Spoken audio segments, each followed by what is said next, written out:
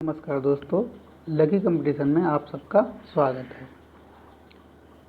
कृपया कोरोना के चलते हुए अपने घर पर रहें और सरकार का सहयोग करें जिससे इसको बढ़ने से रोका जा सके। ठीक है दोस्तों, आज हम संविधान के निर्माण के बारे में चर्चा करेंगे कि संविधान का निर्माण कैसे हुआ, इसकी नींव कैसे रखी गई, ठीक है, इसके सदस्य कौन कौन थे, ठीक है, आदि प्रकार की बात इसमें जानेंगे। सबसे पहले तो संविधान के बारे में जान लें। संविधान है क्या, क्या होता है, ये क्या भला है, ठीक है। संविधान एक ऐसा दस्तावेज है, संविधान एक ऐसा दस्तावेज है जिसके तहत या जिसके द्वारा किसी देश या राष्ट्र की शासन व्यवस्था चलाई जा सकती है, ठीक है। देश या राष्ट्र की शासन व्यवस्था चलाने वाला एक प्रारूप है जिसे संविधान कहा जाता है, ठीक है दोस्तों। अब संविधान सभा के गठन का विचार सबसे पहले 1934 में एम.एन. राय के विचार में आया, ठीक है। संविधान सभा के गठन का विचार सबसे पहले 1934 में एम.एन. राय ने रखा। इनका नाम, पूरा नाम मानवेंद्र नाथ राय था। अब कैबिनेट मिशन के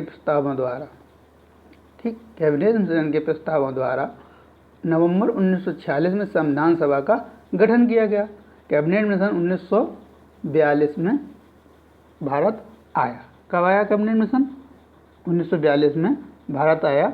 स्टैनफोर्ड क्रिप्स के इसके मंत्री थे। स्टैनफोर्ड क्रिप्स इसके मंत्री थे। 1942 में ये भारत आया। अब संविधान सभा का आंशिक रूप से चुनी गई नामांकित सरकार थी। जो संविधान सभा के सदस्य थे वो आंशिक रूप से चुने हुए थे, मतलब कुछ चुने हुए थे और कुछ नामांकित किए गए थे। कुछ नाम से अंकित रही, चलो भाई तुम बन जाओ सदस्य, ठीक है, और कुछ लोग आंशिक रूप से चुने हुए जिनका चुनाव किया गया था। संविधान सभा की पहली बैठक 9 दिसंबर 1946 को हुई थी। ये सबसे ज़्यादा क्वेश्चन पूछा जाता है वनडे एग्जाम में कि पहली बैठक कब हुई थी, संविधान सभा की पहली बैठक कब हुई थी। तो 9 दिसंबर 1946 को संविधान सभा की पहली बैठक हुई थी, ठीक, जिसके अस्थायी रूप से अध्यक्ष डॉक्टर सच्चिदानंद सिन्हा थे। अस्थायी रूप से अध्यक्ष कौन थे? डॉक्टर सच्चिदानंद सिन्हा थे। और आगे चलकर 13 दिसंबर को जो सभा हुई उसके अध्यक्ष बने, जो स्थायी रूप से बने, डॉक्टर राजेंद्र प्रसाद। ठीक, पूछा जाता है कि संविधान सभा की पहली बैठक में अस्थायी अध्यक्ष कौन थे, अध्यक्ष कौन थे? तो कौन थे? सच्चिदानंद सिन्हा।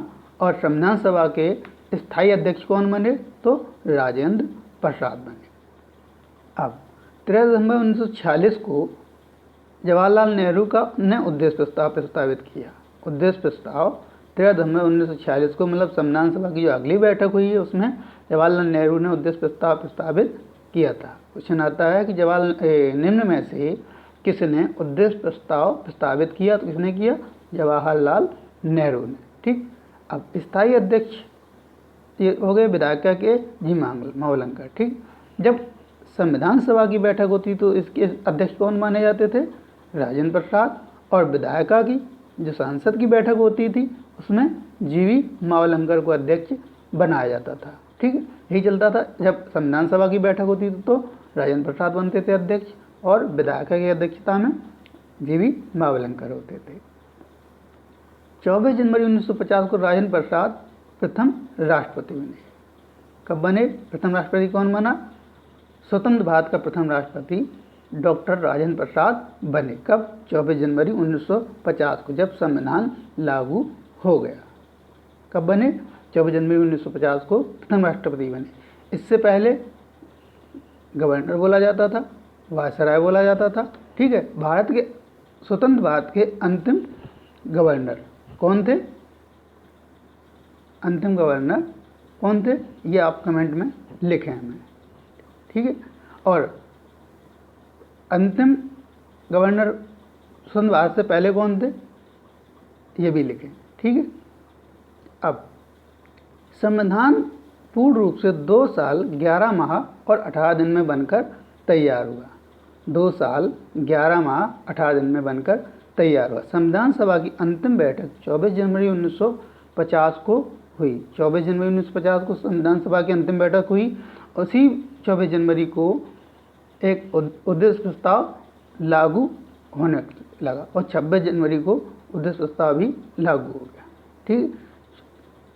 अब संविधान सभा के प्रमुख समितियां, संविधान सभा की प्रमुख समितियां, इसमें से क्वेश्चन ज़्यादातर आता है कि संविधान सभा में कौन कौन सी प्रमुख समितियां बनी और इसके कौन अध्यक्ष थे। सबसे पहले संघ शक्ति समिति, संघ शक्ति समिति, इसके अध्यक्ष जवाहरलाल नेहरू थे। संघ शक्ति, ठीक है, संघ की शक्ति के तहत कौन अध्यक्ष थे? जवाहरलाल नेहरू। प्रांतीय समिति, इसके अध्यक्ष सरदार पटेल। प्रांतीय समिति जो प्रांतों को एकत्र करने के लिए बनाई गई थी, उसके अध्यक्ष सरदार पटेल। इसका ध्यान रखो, ज़्यादातर पूछा जाता है कि प्रांतीय समिति के अध्यक्ष कौन बनाए गए? सरदार पटेल। इन्होंने क्या किया कि जितने भी भारत में जितने भी छोटे छोटे कबीले टाइम में थे या अपनी अपनी सत्ता स्थापित कर रखे थे, उनको उन्होंने एकत्र किया, तो उनको क्या कहा गया? प्रांत। तो प्रांतीय समिति के अध्यक्ष कौन बने? सरदार पटेल। संघीय समिति, संघीय समिति के अध्यक्ष थे जवाहरलाल नेहरू।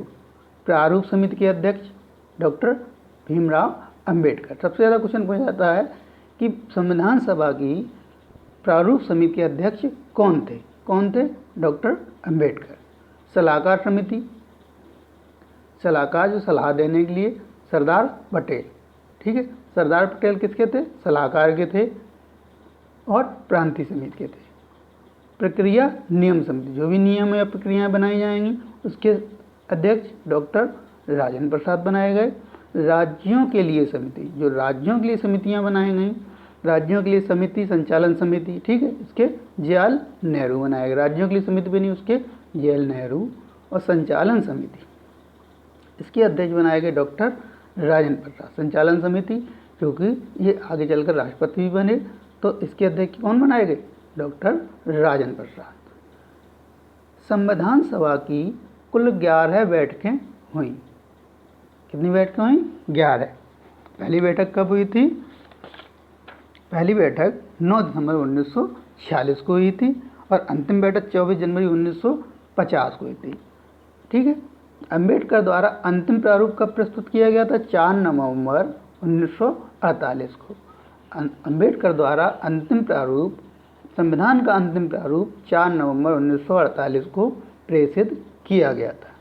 26 नवंबर 1949 को संविधान पारित किया गया और 26 जनवरी 1950 को संविधान पूर्ण रूप से लागू कर दिया गया। इसका चाहते तो 26 नवंबर को ही कर सकते थे, ठीक है, लेकिन जवाहरलाल नेहरू ने 1930 में एक स्वराज दिवस की स्थापना की और स्वराज दिवस मनाया। उसी उपलक्ष्य में 26 जनवरी को संविधान लागू किया गया। लागू करना और पारित करना का मतलब क्या होता है? ठीक है, लागू करना और पारित करना। पारित करने का तात्पर्य है कि संविधान के कुछ अंश 26 नवंबर 1950 को लागू कर दिए गए थे और पूरा संविधान 26 जनवरी 1950 को लागू हो गया था। ठीक है, पारित में कुछ आर्टिकल लागू हुए थे, थोड़ा संविधान लागू हुआ था और 26 जनवरी को पूर्ण रूप से संविधान लागू हो गया था। ओके। अब संविधान में कुल 22 भाग थे। जो पहले संविधान बनाया गया था संविधान सभा द्वारा, उसमें 22 भाग थे और वर्तमान संविधान में कितने हैं? लगभग 25 भाग। एक प्रस्तावना थी।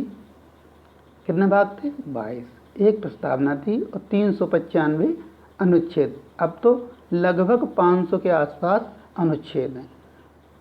मूल संविधान में 8 अनुसूचियाँ थीं। मुझे आता है कि मूल संविधान में कितनी अनुसूचियाँ थीं? कितनी थी? 8 अनुसूचियाँ थीं और वर्तमान संविधान में कितनी हैं? 12 अनुसूचियाँ हैं, जिनको बाद में संविधान संशोधन द्वारा जोड़ा गया। BR अम्बेडकर को संविधान का पिता कहा जाता है। पूछा जाए भारतीय संविधान के पिता के रूप में किन्हें जाना जाता है? किन्हें जाना जाता है? BR अम्बेडकर को। ठीक है, BR अम्बेडकर को आधुनिक मनु की भी संज्ञा दी गई है। क्योंकि जो मनु थे, मनु ने मनुस्मृति की रचना की थी।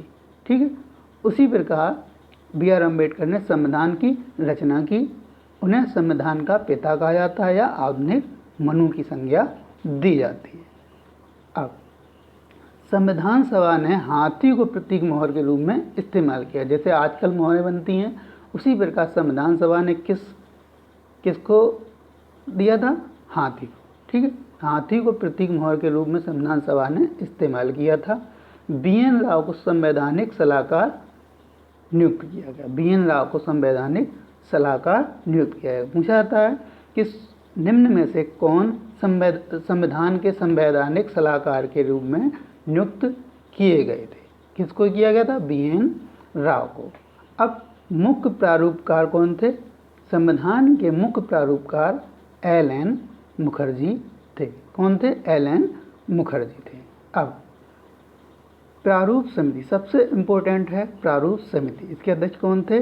डॉक्टर भीमराव अंबेडकर। ठीक, अब जब संविधान बनेगा तो कुछ लोगों को नियुक्त किया जाएगा, जिसमें प्रारूप समिति के अध्यक्ष अंबेडकर थे। प्रारूप समिति का गठन 29 अगस्त 1947 को किया गया था। प्रारूप समिति का गठन कब किया गया था? 29 अगस्त 1947 को किया गया था। ठीक, प्रारूप समिति में कुल 7 सदस्य थे। ठीक है, कितने थे?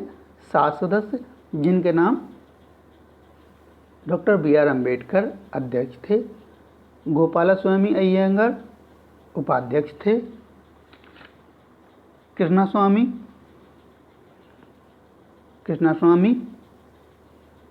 के.एम. मुंशी, कौन थे? के.एम. मुंशी और सादुल्ला खां, सैयद मोहम्मद सादुल्ला खां, माधवराव को बी.एल. मित्र की जगह नियुक्त किया गया था, क्योंकि उन्होंने अपना त्यागपत्र दे दिया गया था। और कृष्णामाचारी को डी.पी. खेतान की जगह नियुक्त किया गया था, क्योंकि डी.पी. खेतान की मृत्यु हो गई थी, इसलिए किसको नियुक्त किया गया था? कृष्णामाचारी को। अब संविधान की आलोचना, अगर कोई चीज़ बनती है तो उसकी कुछ कमियां भी होती हैं, तो लोगों ने इसकी भिन्न भिन्न प्रकार से आलोचनाएं की।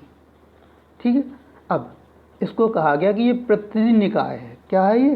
प्रतिनिधि निकाय है, क्योंकि आलोचकों ने कहा कि इसमें जो दलीलें दी गई हैं, जो संविधान सभा प्रतिनिधि सभा नहीं थी, क्योंकि संविधान सभा प्रतिनिधि सभा नहीं थी, क्योंकि इसके सदस्यों का चुनाव भारत के लोगों द्वारा वयस्क मताधिकार के हिसाब से नहीं किया गया था। प्रतिनिधि सभा एक निकाय थी जिसका चुनाव जो है भारत के वयस्क मताधिकार के तहत नहीं किया गया था। हमने पहले ही बताया, कुछ लोग चुने गए थे और कुछ लोग नामित किए गए थे।